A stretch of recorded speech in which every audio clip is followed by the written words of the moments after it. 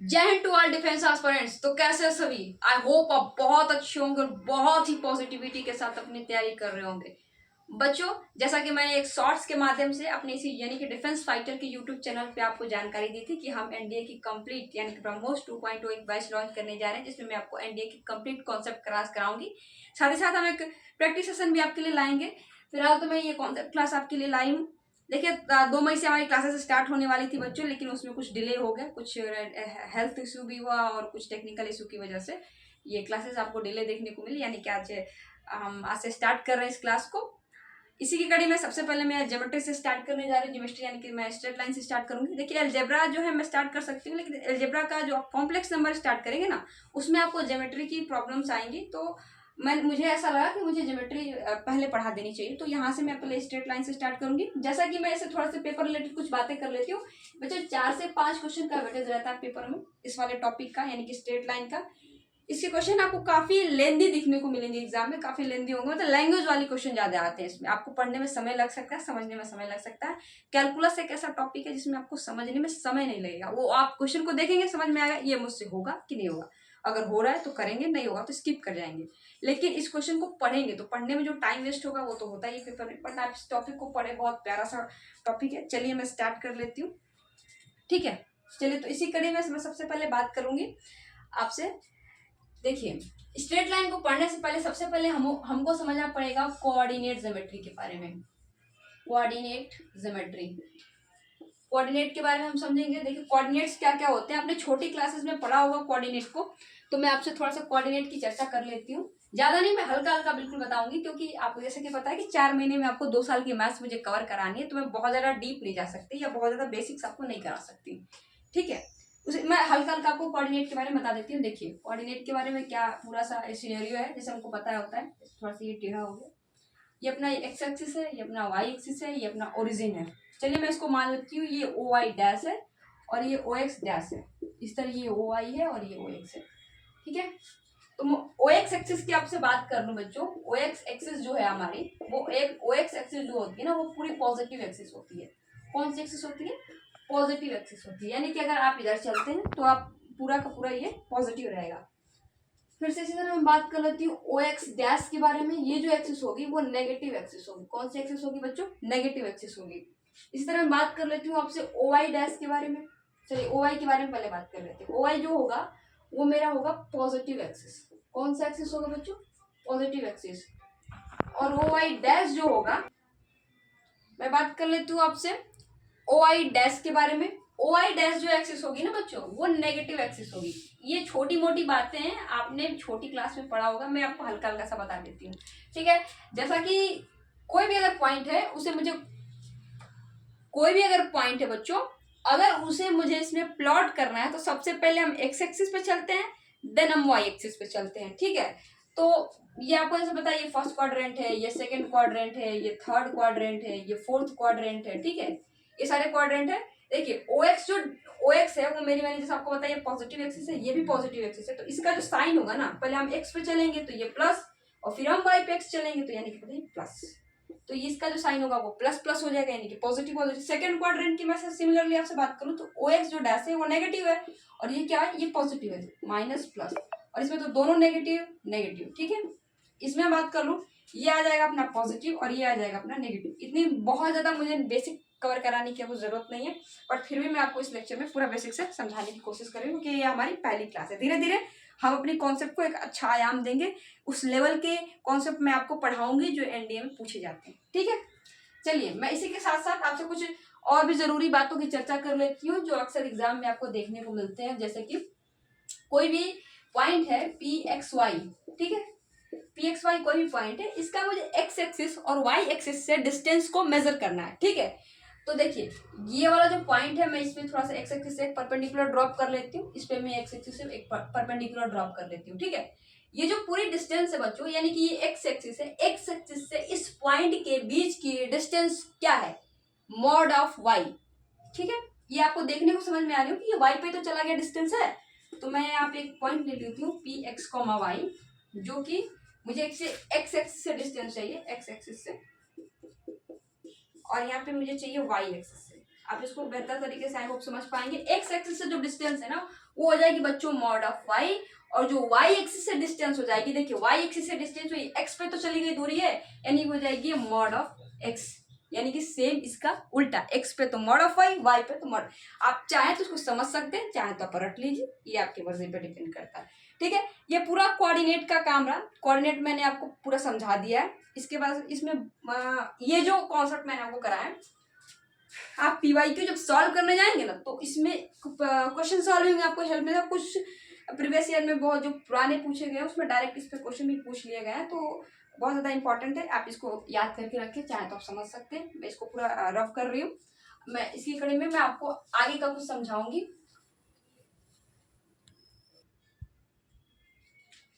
मैंने अभी एक डिस्टेंस पे क्वेश्चन आपको यहाँ पे कॉन्सेप्ट समझाया, मैं इस पर थोड़ा सा एक छोटा सा क्वेश्चन कर देती हूँ। मान लीजिए एक पॉइंट है 3,4, ठीक है, 3,4 यहाँ कोई अपना ये मैंने एक्सिस बना लेती हूँ, यहाँ पे कोई पॉइंट है 3,4, इसकी मुझे डिस्टेंस बतानी है एक्स एक्सिस से, कहाँ से बच्चों, एक्स एक्सिस से और वाई एक्सिस से। ठीक है, तो बताइए मुझे एक्स एक्सिस से डिस्टेंस इसकी क्या हो जाए, मॉड ऑफ वाई यानी कि 4, और वाई एक्सिस से डिस्टेंस क्या हो जाएगी, मॉड ऑफ एक्स यानी कि 3। ठीक है, आई होप कि आप इस चीज को समझ पाएंगे, बहुत छोटी सी नॉर्मल सी बात है, आई विश कि आप इसको समझ पाएंगे। ठीक है, सेकेंड टर्म में मैं आपसे बात कर लेती हूँ डिस्टेंस फॉर्मूला की। बच्चों ये बहुत फेवरेट टॉपिक है, आप लोगों ने पढ़ के रखा होगा डिस्टेंस फॉर्मूला के बारे में, कोई बहुत ज्यादा बड़ी बात नहीं है। ठीक है, डिस्टेंस फॉर्मूला में एक पॉइंट आपको x1 y1 गिवन होगा। ठीक है, सेकेंड सिमिलरली यहाँ पे एक पॉइंट कोई x2 y2 गिवन है। ठीक है, अब मुझे इस दोनों के बीच के डिस्टेंस यानी कि मैं इसको d मान लेती हूँ, d को मुझे मेजर करना है। ठीक है, तो d क्या निकल के आएगा, देखिए d आ जाएगा अंडर रूट में x2 माइनस x1 का होल स्क्वायर प्लस का y2 माइनस का y1 का होल स्क्वायर। ठीक है, ये हमारा डिस्टेंस फॉर्मूला है। जैसे कि एक छोटा सा मैं आपसे क्वेश्चन करा देती हूँ, यहाँ मान लीजिए कोई पॉइंट है 1,2 और यहाँ पे कोई पॉइंट है आपका 2,3। ठीक है, इस दोनों के बीच की मुझे डिस्टेंस को मेजर करना है, यानी डी मेजर करना है, तो अंडर रूट क्या हो जाएगा, 2 में से 1 जब माइनस करेंगे तो क्या हो जाएगा, 2 माइनस 1 का होल स्क्वायर प्लस 3 माइनस 2 का होल स्क्वायर। ठीक है, आप चाहें तो उसको लिख सकते हैं, ये तो नॉर्मल सी बात है, अंडर रूट में 1 प्लस 1 यानी कि √2, ये हमारा आंसर हो गया। तो नॉर्मल से ये जो फॉर्मूला मैंने आपको लिखवाया है बच्चों, ये आपको क्वेश्चन सॉल्विंग में हेल्प करेगा, बहुत ज़्यादा हेल्प करेगा, इंपॉर्टेंट कह सकते हैं इसे, इंपॉर्टेंट है। आप ये सारे फॉर्मूला एक जगह कॉपी में लिखिएगा और उसे रोज रोज लर्न कीजिएगा। ठीक है, इसके साथ मैं आपसे आगे के कुछ टॉपिक पे आपसे बातें कर लेती हूँ। डिस्टेंस फार्मूला हमारा हो चुका है, इसके बाद हम बात करेंगे सेक्शन फार्मूला की। ये जितने सारे छोटे छोटे जो फॉर्मूले हैं ना, क्वेश्चन सॉल्विंग में बहुत हेल्प करेंगे, और कभी कभी तो ये पेपर में डायरेक्ट पूछ लिए गए। जैसे सेक्शन फार्मूला तो आपको पीवाईक्यू में बहुत देखने को मिल सकता है, आप दिशा पब्लिकेशन की बुक ले सकते हैं पीवाईक्यू के लिए।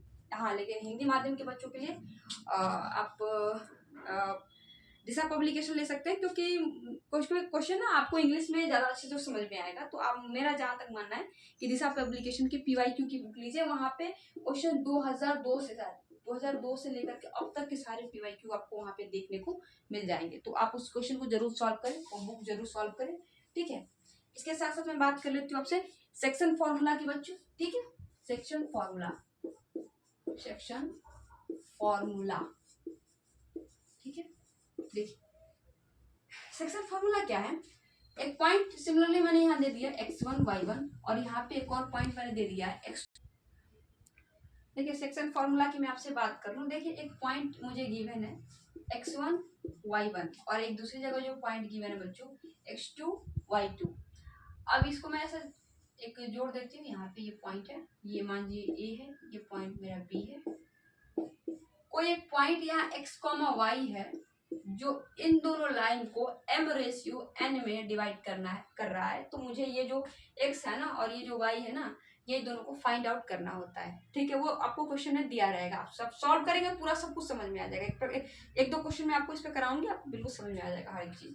तो देखिए x की जो वैल्यू होगी ना, वो क्या कैसे मेजर करनी है मुझे, देखिए ये जो m है ना, m को पकड़िए और x2 के साथ मल्टीप्लाई कराइए, यानी कि mx2, फिर n को पकड़िए और इस x1 के साथ करा दीजिए प्लस के साथ। ठीक है, nx1 अपॉन में m प्लस n, सिमिलरली मुझे यहाँ पे y कैलकुलेट करना है, तो y को क्या करेंगे, m को पकड़ो और y के साथ करवा दो, y2 के साथ करवा दो। इसी तरह n को पकड़ो और x2 के साथ करवा दो, और नीचे में m प्लस n। मुझे लगता है मेरे साथ गलत लिख दिया बच्चों, यहाँ पे हम मेरा होना चाहिए y1 होना चाहिए, ठीक है, क्योंकि इसका इसमें मल्टीप्लाई करेंगे तो ये तो y1 आएगा ना, मैंने गलती से लिख दिया यहाँ पे, ठीक है। ये जो मेरा है ना वो बच्चों इंटरनल है, इंटरनल डिवीजन का फॉर्मूला है ये, मतलब कि ये अंदर में डिवाइड कर रहा है। एक केस ऐसा भी हो सकता है जब ये लाइन इसको एक्सटर्नल डिवीजन करे, यानी कि यहाँ पे a है, यहाँ पे b है, और यहाँ कोई पॉइंट x, y है जो इस लाइन को एक्सटर्नल डिवाइड कर रहा है। तो आपको करना कुछ नहीं है, एक्सटर्नल डिवीजन में आप पता है क्या करेंगे, देखिए यहाँ पे x बराबर में लिख देती हूँ mx2, माइनस लगा दीजिएगा nx1 अपॉन में m माइनस n। सिमिलरली मुझे y कैलकुलेट करना है, तो my2 माइनस का ny1 अपॉन में m माइनस का n, ठीक है। ये मेरा एक्सटर्नल डिवीजन का हो गया, सॉरी ये मेरा इंटरनल डिवीजन का हो गया, और ये मेरा एक्सटर्नल डिवीजन का फॉर्मूला हो गया, ठीक है। देखिए क्वेश्चन सॉल्विंग में आपको क्या करनी है, मैं आपको एक टेक्निक सिखा देती हूँ, ठीक है। एक क्वेश्चन मैं आपको कराऊंगी, इसमें पे आप मैं एक टेक्निक सिखाऊंगी कि अब जब भी ये कोई रेशियो पूछ दे ना कि किस रेशियो में कोई पॉइंट गिवन रहेगा 2,3 एक लाइन को किस रेशियो में डिवाइड कर रहा है, तो उस रेशियो को आपको m रेशियो n नहीं मानना है, उसको लैम्डा रेशियो 1 मानना है, लैम्डा रेशियो 1 मानना है। क्वेश्चन सॉल्विंग में आपको हेल्प करेगा। मैं एक क्वेश्चन आपको यहाँ पे करा देती हूँ, उसके बाद से आप खुद ही समझ जाएंगे कि ये जो डिवीजन का फॉर्मूला है वो मुझे कैसे यूज करना है, ठीक है। देखिए यहाँ पे मैंने एक क्वेश्चन को बच्चों पुटअप किया हुआ है, ठीक है। इसमें इसने डेटा दिया हुआ है कि एक पॉइंट है ए और ये पॉइंट है मेरा बी, ठीक है, और ये पॉइंट 2,2 है। तो ये जो पॉइंट है ना 2,2, इस लाइन को किस रेशियो में डिवाइड करना है, तो आप लोग क्या करेंगे, इसको m रेशियो n मान लेंगे, पूरा मामला यहाँ पे हो जाएगा गड़बड़। तो हमको m रेशियो n नहीं मानना है, ये क्वेश्चन सॉल्विंग की ट्रिक है बच्चों, मुझे मानना है इसको लैम्डा रेशियो 1। अब हो जाएगा ये क्वेश्चन बहुत ही इजी। कैसे होते हैं मैं दिखाती हूँ आपको कैसे आएगा। देखिए लैम्डा को उठाइए 1 के साथ मल्टीप्लाई कीजिए, ठीक है। इसी तरह 1 को उठाइए और 3 के साथ मल्टीप्लाई कर दीजिए, ठीक है। बटे में क्या हो जाएगा, लैम्डा प्लस 1 आ जाएगा।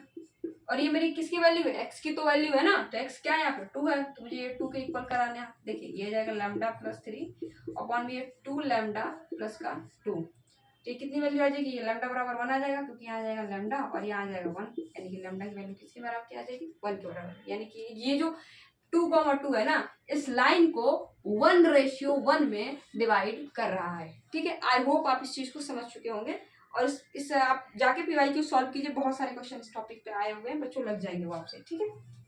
ये छोटी सी बात मुझे आपको ये सेक्शन फॉर्मूला में समझानी थी, ठीक है। अब ये मेरा सेक्शन फॉर्मूला होता है खत्म। अब मैं आपको थोड़ा सा बताती हूँ मिड पॉइंट फार्मूला के बारे में, ठीक है।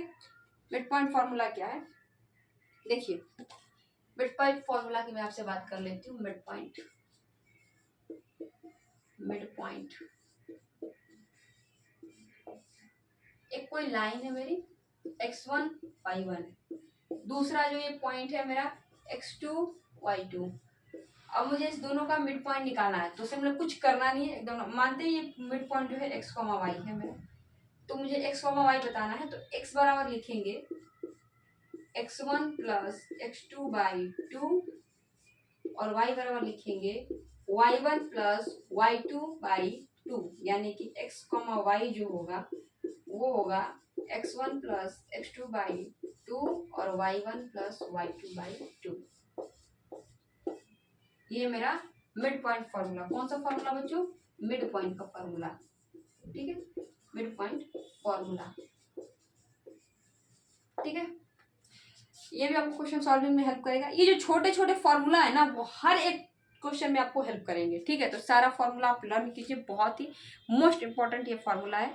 अब इसके बाद में आपको बात करूंगी ट्राइंगल वाइंगल के बारे में। ये छोटी क्लासों में आपने पढ़ा होगा, ये एक्चुअली हमारा पहला लेक्चर है ना, तो उसकी वजह से मैं आपको नॉर्मल चीजें करा रही हूँ, क्योंकि एक बार एक छोटा सा आपका हल्का सा रिवीजन भी हो जाए बच्चों, और पेपर में तो आपको हेल्प करनी ही करनी है, तो रिवीजन के साथ साथ पेपर में भी आपको हेल्प मिलेगी, ठीक है। मैं बात कर लेती हूँ ट्राइंगल की। ट्राइंगल कैसे होते हैं, क्या क्या होते हैं, तो आपने छोटी क्लास में पढ़ा होगा, इसके बारे में मुझे बहुत ज्यादा बताने की जरूरत नहीं है। ट्राइंगल के बारे में बता देती हूँ मैं आपको थोड़ा सा। ट्राइंगल, ठीक है, ट्राइंगल, जैसे कि सबसे पहला ट्राइंगल आपको पता है, सिर्फ हिंदी वाले बच्चों के लिए भी बताऊंगी और इंग्लिश वाले बच्चों के लिए बताऊंगी। सबसे पहला जो ट्राइंगल होता है ना बच्चों, वो होता है इक्विलेटरल ट्राइंगल, ठीक है।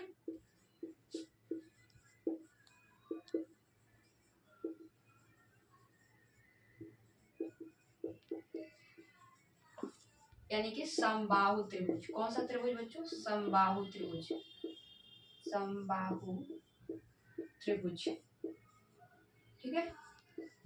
समबाहु त्रिभुज क्या होती है? देखिए, एक ऐसा त्रिभुज जिसकी सारी साइड यानी कि ए बी सी, यानी कि ए बी बराबर बी सी बराबर सी, ये वाली और ये वाली तीनों साइड इक्वल होती हैं, उस ऐसे ट्राइंगल को हम बोलते हैं इक्विलेटरल ट्राइंगल, यानी कि समबाहु त्रिभुज।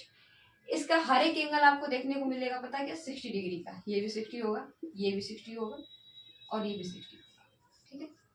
छोटी छोटी चीजें आपको क्वेश्चन सॉल्विंग में हेल्प करेंगी। कभी डायरेक्ट में थोड़ी पूछा जाएगा कि बताइए इक्विलेटरल ट्राइंगल क्या होता है, उसका एंगल क्या होता है। ये एंगल वगैरह की बात है, छोटा छोटा कॉन्सेप्ट जो है आपको पेपर में देखने को, मतलब क्वेश्चन सॉल्विंग में हेल्प करेगा, ठीक है। सिमिलरली मैं आपसे बात कर लेती हूँ सेकंड टाइप के ट्राइंगल की, जिसे हम कहते हैं विषमबाहु त्रिभुज, आइसोसेलेस ट्राइंगल, ठीक है। सेकंड वाले की मैं बात कर लेती हूँ, आइसोस्केल।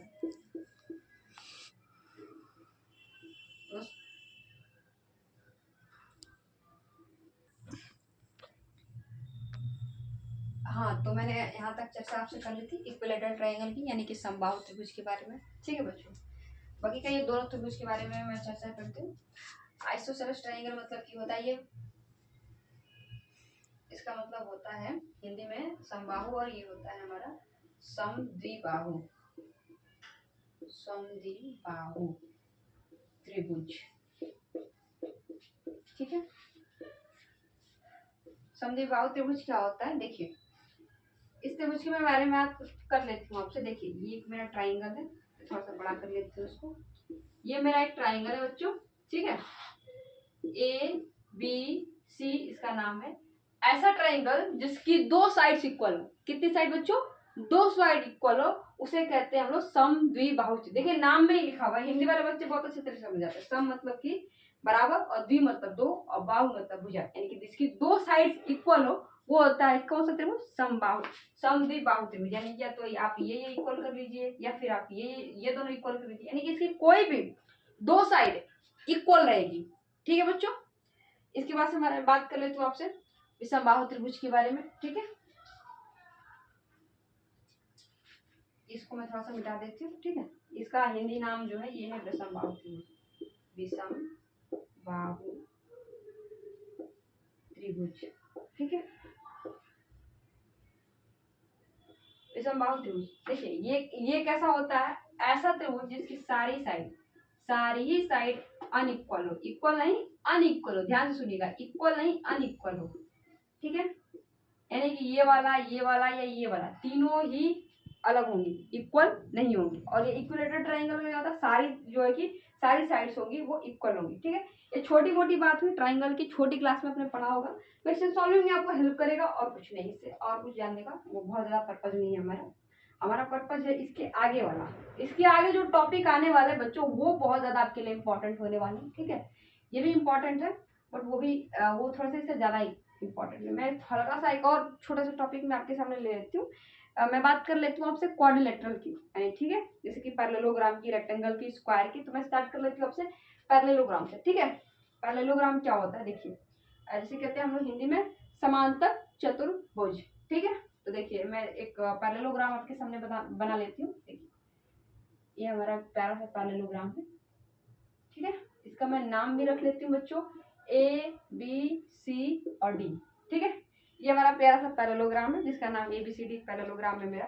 इसके बारे में कुछ कुछ खासियत है जो एग्जाम में पूछी जाती है। ये हमारा डायगोनल है, डायगोनल के बारे में आपको बहुत अच्छे तरीके से पता होगा। थोड़ा तिरछा हो गया, ये हम मिला देते हैं, ठीक है। ये मेरा डायगोनल है। देखिए, ये डायगोनल है ना, AC और BD, AC और BD, ये जो दोनों मेरे जो डायगोनल है ना, ये क्या करते हैं? एक दूसरे को इंटरसेक्ट करते हैं। क्या करते हैं? इंटरसेक्ट करते हैं। इंटरसेक्ट हाँ मैंने थोड़ा गलत लिख दिया था यहाँ पे। इंटरसेक्ट नहीं, बाइसेक्ट करता है। क्या करता है? बाइसेक्ट करता है, बाइसेक्ट ईच अदर। बाइसेक्ट करने का मतलब क्या होता है? समभाजित करता है। यानी कि देखिए ये मेरा AC है, ये मेरा BD है, तो एक दूसरे को यहाँ मानते हैं O पे कट कर रहे हैं, ठीक है, एक दूसरे को बाइसेक्ट कर रहे हैं। यानी इसका मतलब कि ये वाला जो होगा इसके बराबर होगा, और ये जो ये वाला होगा इसके बराबर होगा। यानी कि AO बराबर OC, और सेकंड में सिमिलरली मैं बात कर लेती हूँ, DO बराबर OB, ठीक है, ये दोनों मेरा बराबर होंगे, ठीक है। ये क्वेश्चन सॉल्विंग में आपको बहुत ज्यादा हेल्प करने वाला, बहुत ज्यादा पैरेललोग्राम से आपको PYQ में क्वेश्चन देखने को मिलेंगे। ये क्वेश्चन सॉल्विंग में आपको बहुत हेल्प करेगा, ठीक है। सेकंड में बात कर लेती हूँ इसके जो साइड्स के बारे में थोड़ी सी चर्चा कर लेती हूँ आपसे। जो साइड है ना AB जो पैरेलल होता है वो CD के, जैसा कि नाम ही क्या है इसका, पैरेललोग्राम, ठीक है। तो AB की जो साइड होगी ना वो CD के बराबर होगी, ठीक है। तो AB का साइड CD के बराबर है, इट मीन्स कि AB बराबर CD होगा, ठीक है। इसी तरह मैं आपसे बात कर लेती हूँ AD जो होगा, AD parallel to BC, AD BC के पैरेलल है। इसका मतलब क्या है कि AD जो है बच्चों वो BC के बराबर है, ठीक है। ये मेरी ये फर्स्ट मेरी प्रॉपर्टी है, ठीक है, ये मेरी सेकंड प्रॉपर्टी है। थर्ड प्रॉपर्टी क्या है? थर्ड प्रॉपर्टी जो है एरिया ऑफ ABC, कौन सा? Area of ABC, area of triangle ABC is equal to area of triangle ACD, ठीक है। Area of triangle ABC is equal to, मैंने एरिया छोड़ दिया, एरिया में लिख देती हूँ यहाँ पे, ठीक है। एरिया में आपको यहाँ पे लिख देती हूँ, एरिया ऑफ ट्राइंगल ABC, क्या? ABC is equal to area of triangle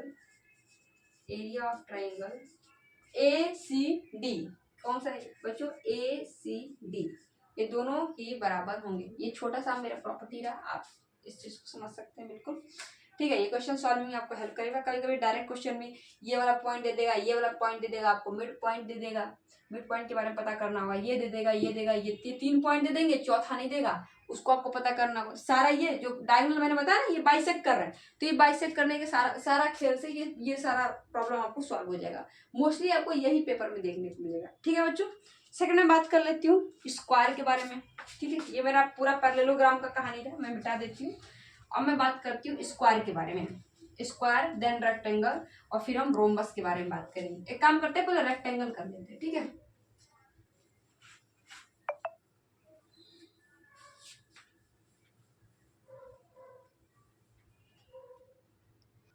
ठीक है, मैं बात कर लेती हूँ आपसे रेक्टेंगल के बारे में, ठीक है। देखिए रेक्टेंगल क्या है, एक मैं प्यारा सा यहाँ पे अपना रेक्टेंगल बना लेती हूँ। जैसे मैंने एक प्यारा सा पैरेललोग्राम बनाया था, अपना ये प्यारा सा रेक्टेंगल है। थोड़ा सा साइड इसका आपको देखने को मिलेगा कि तिरछा हो गया, बट मैं कोशिश कर रही हूँ कि इस साइड सीधा हो जाए, ठीक है। अब ये जो है ये ABCD, चलिए कुछ चर्चा करते हैं अपने इस प्यारे से रेक्टेंगल के बारे में। देखिए रेक्टेंगल क्या है, ये जो इसके आमने सामने की भुजाएं होती है ना वो बराबर होती है, यानी कि आमने सामने की जो साइड्स होंगी ना वो बराबर होगी, जैसा कि आपने छोटी क्लास में पढ़ा होगा। मैं लिख देती हूँ इसी छोटी सी बात को, ठीक है। जो पहला प्रॉपर्टी क्या है कि AB जो होगा वो बराबर होगा CD के। सिमिलरली जो AD होगा, हाँ ठीक है, AD जो होगा वो BC के बराबर होगा, ठीक है। हर एक एंगल, ईच एंगल 90 डिग्री, क्या होगा बच्चों? ईच एंगल 90 डिग्री, ठीक है। हर एक एंगल आपको 90 डिग्री, यानी कि ये भी 90, ये भी 90, ये भी 90, ये भी 90, ये भी 90, चारों एंगल आपको 90 डिग्री को देखने को मिलेंगे। डायगोनल जो होता है बच्चों, इसकी मैं डायगोनल के बारे में बात कर लेती हूँ। हर एक एंगल आपको 90 डिग्री का देखने को मिलेगा, और साथ ही साथ में आपको डायगोनल के बारे में हल्का सा बता दें। देखिए थर्ड जो प्रॉपर्टी है वो डायगोनल के बारे में होती है। डायगोनल जो होते हैं इसके जो डायगोनल होंगे वो इक्वल होंगे, क्या होंगे? इक्वल होंगे। ये जो डायगोनल होगा ना, ये वाला मैं यहाँ से एक डायगोनल खींच देती हूँ और मैं यहाँ से डायगोनल खींच देती हूँ, ये जो दोनों डायगोनल हो गए ये बराबर होंगे, ठीक है। ये मैं लिख भी देती हूँ यहाँ पे, जो डायगोनल है AC जो है, AC बराबर जो है वो BD है, ठीक है। AC जो होगा BD के बराबर होगा, यानी कि डायगोनल इक्वल होगा और हर एक एंगल 90 डिग्री होगा। ये छोटी छोटी बातें आपने पढ़ा होगा। इसके बाद से मैं बात कर लेती हूँ आपसे स्क्वायर के बारे में, ठीक है। स्क्वायर क्या है मैं इसमें लिख दूंगी आपको स्क्वायर के बारे में, मैं हल्का सा लिखा के। ये थोड़ा सा स्क्वायर जैसा बना लेते हैं यहाँ पे, ये थोड़ा सा गड़बड़ हो गया, लगता है मिटाना ही पड़ेगा मुझे पूरा, ठीक है। बात कर लेती हूँ आपसे स्क्वायर के बारे में, ठीक है। स्क्वायर क्या है, ठीक है। देखिए एक प्यारा सा स्क्वायर मैं यहाँ पे आपको बना के दिखा देती हूँ। ये स्क्वायर जैसा तो लग ही रहा है, स्क्वायर है, शायद स्क्वायर ही जैसा है। A B C और D, ठीक है। हर एक साइड पहला है all side equal, all sides equal, ठीक है। प्रत्येक जो भुजा होगी ना बराबर होगी, यानी कि AB बराबर BC बराबर CD बराबर DA, ठीक है। सारी साइड्स जो होंगी वो इक्वल होंगी। सेकेंड प्रॉपर्टी की मैं आपसे बात कर लेती हूँ, each angle 90 degree, each angle 90 degree, ठीक है। सारा का सारा जो एंगल होगा वो 90 डिग्री होगा, ठीक है। थर्ड प्रॉपर्टी क्या है, डायगोनल इक्वल होंगे, क्या होंगे, डायगोनल जो होंगे वो इक्वल होगा, ठीक है। ये मेरा इसका थर्ड प्रॉपर्टी है, यानी कि ये मैं यहाँ से डायगोनल खींच देती हूँ, एक डायगोनल ये एक डायगोनल ये दोनों डायगोनल, यानी कि AC बराबर क्या होगा BD हो जाएगा बच्चों, ठीक है। AC बराबर BD, ये वाला डायगोनल और ये वाला डायगोनल, दोनों डायगोनल क्या होंगे आपस में इक्वल होंगे, ठीक है। इसकी फोर्थ क्वालिटी भी है, क्या है कि इसके जो डायगोनल है ना, अच्छा ठीक है, मैं आपसे इतनी बात करती हूँ जब क्वेश्चन सॉल्विंग होगी जब मैं, ठीक है। ठीक है, मैं फोर्थ प्रॉपर्टी भी इसकी भी लिख देती हूँ। देखिए फोर्थ प्रॉपर्टी क्या है, डायगोनल बाइसेक्ट